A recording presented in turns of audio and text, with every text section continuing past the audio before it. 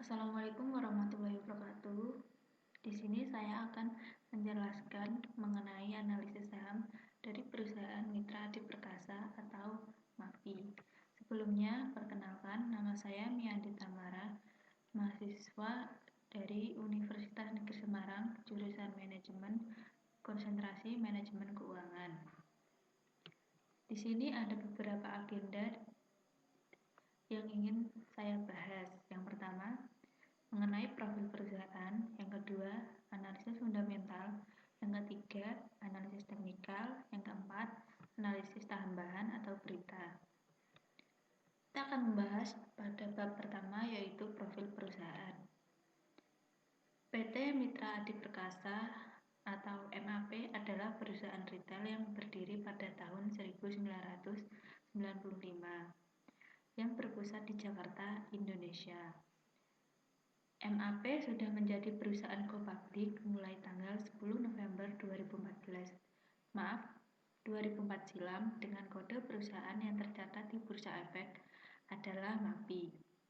Sejak gabung sebagai perusahaan go public, MAP sudah meluncurkan saham perdananya dan selalu mengalami pertumbuhan yang pesat. Saat ini, MAP merupakan peritel gaya hidup terkenal di Indonesia yang memiliki lebih dari 2.500 gerai retail dan memiliki lebih dari 30.000 karyawan. Merek terkenal yang dikelola MAPI adalah seperti Starbucks, Zara, Reebok, dan merek-merek lainnya. Selanjutnya kita akan membahas bab kedua, yaitu analisis fundamental.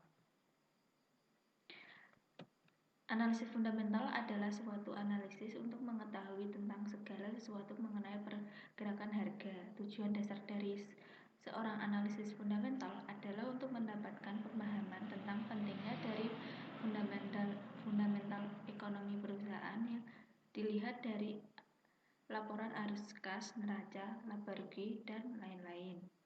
Selanjutnya, yang pertama ada analisis fundamental pada rasio solvabilitas. Ada data yang pertama adalah dari DAR. Dapat kita lihat dari data tersebut menunjukkan perhitungan DAR di tahun 2014 sampai 2018 rasionya lebih besar dari 0,5 kali, di mana menunjukkan sebagian besar aset perusahaan dibiayai melalui hutang.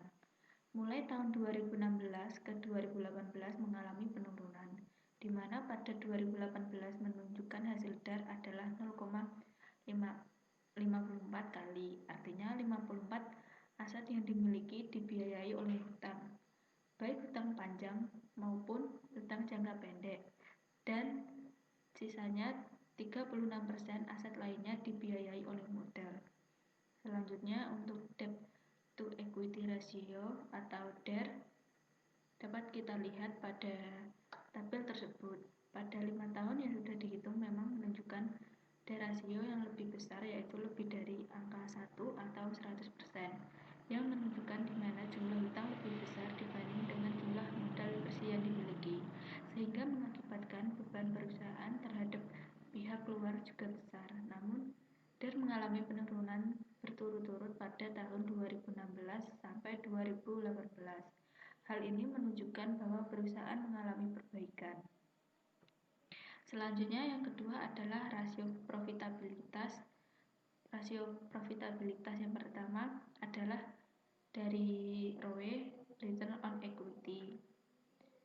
ROE pada perusahaan MAPI pada tahun 2014 sampai 2018 relatif mengalami kenaikan yang baik, sehingga disebut perusahaan fundamental. Perusahaan baik karena perusahaan cukup efektif dalam mengelola modalnya. Yang kedua ada ROA. ROA pada perusahaan MAPI relatif mengalami kenaikan pada setiap tahunnya, di mana menunjukkan kesehatan perusahaan yang semakin baik. Hal ini menggambarkan pula perusahaan mampu memanfaatkan asetnya dengan baik sehingga menghasilkan laba bersih yang maksimal. Kemudian yang ketiga adalah net profit margin atau NPM.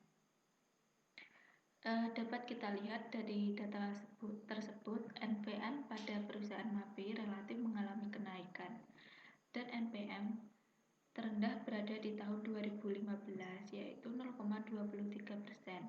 Pada tahun 2015, penjualan bersih yang mampu menghasilkan laba bersih adalah sebanyak 0,23% saja. Namun, kemudian MAPI selalu mengalami kenaikan. Hal ini mengindikasikan perusahaan mampu untuk terus mengalami kenaikan dalam penjualan bersih perusahaan. Selanjutnya, yang ketiga ada rasio pasar. Rasio pasar sendiri dihitung dengan EPS atau earning per share. Dapat kita lihat pada data tersebut, EPS pada tahun 2014 ke 2015 mengalami penurunan. Namun mulai tahun 2016 sampai 2018, perusahaan MAPI mengalami kenaikan yang berarti bahwa keuntungan yang diperoleh investor per lembar saham semakin besar. Kemudian yang terakhir adalah rasio likuiditas. Di sini kita menggunakan current ratio atau rasio lancar. Kita lihat dari tabel tersebut, pada rasio lancar MAPI selama 5 tahun, terlihat rasio lancar terbanyak pada tahun 2015. Kemudian selanjutnya mengalami penurunan rasio lancar, walaupun mulai tahun 2016 rasio lancar mengalami penurunan, namun rasio lancar masih tergolong baik karena rasio lancar perusahaan di atas 1 kali atau 100%. Hal tersebut menunjukkan bahwa perusahaan MAPI sendiri memiliki aset lancar yang lebih besar daripada kewajiban lancar. Kemudian yang ketiga adalah analisis teknikal. Analisis teknikal adalah teknik analisis yang menganalisis fluktuasi harga dalam rentang waktu tertentu. Dari pergerakan harga tersebut, trader mengamati pola-pola tertentu yang dapat dipakai sebagai dasar untuk melakukan penjualan atau pembelian. Dari gambar tersebut, kita dapat lihat grafik terlihat, di mana grafik terlihat MA10 bertahan pada titik support dan berjalan ke arah atas untuk menempuh indikator lainnya.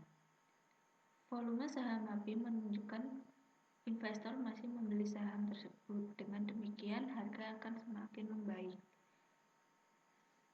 Pada gambar tersebut juga menggunakan MAC untuk melihat tren, yang mana dari grafik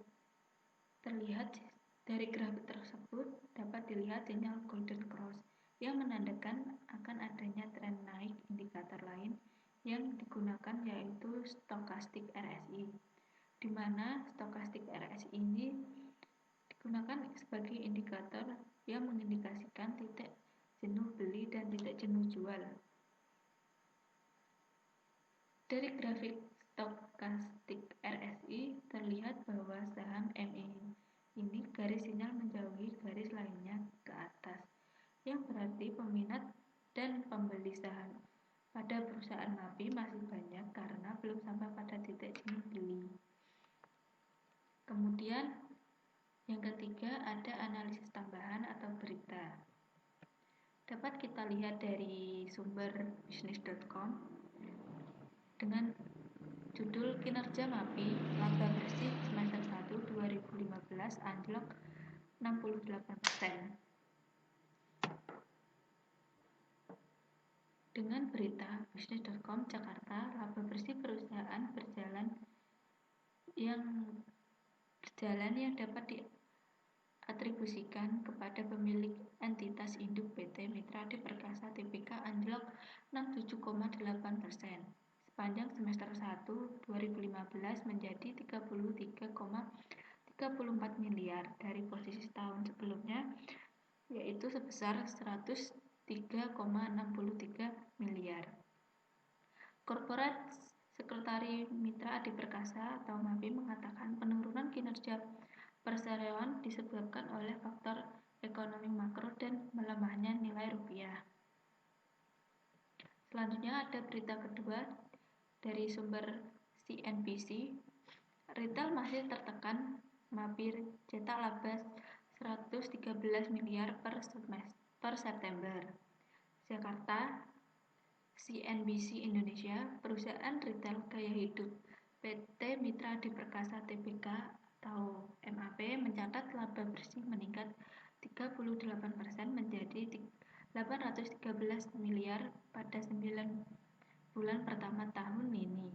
Dibandingkan periode yang sama 2018 sebesar 588 miliar. Head Corporate of Communication MAPI mengatakan perbaikan margin yang dinilai selama periode 9 bulan pertama ini dipicu oleh penguatan nilai uang rupiah dan membaiknya proses merchandising, analisa data, serta inventory profiling. Kemudian ada berita yang ketiga dari sumber detik.com menjelaskan Mitra Adi Perkasa kantongi laba 933 miliar naik 26%. Dengan berita Jakarta, PT Mitra Adi Perkasa Tbk atau MAPI mencatat laba bersih sebesar 933,49 miliar pada 2019. Angka tersebut mengalami pertumbuhan 26,86% dibanding laba bersih 2018 yaitu sebesar 735,8 miliar. Pendapatan perusahaan tersebut juga mengalami kenaikan dibanding 2018 yaitu sebesar 18,92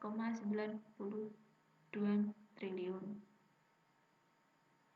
Kemudian ada kesimpulan dari saya, saham dari perusahaan Mitra Adi Perkasa atau MAPI bisa menjadi pilihan yang tepat untuk investasi bagi kita sebagai mahasiswa dan bagi para pemula yang ingin melakukan investasi.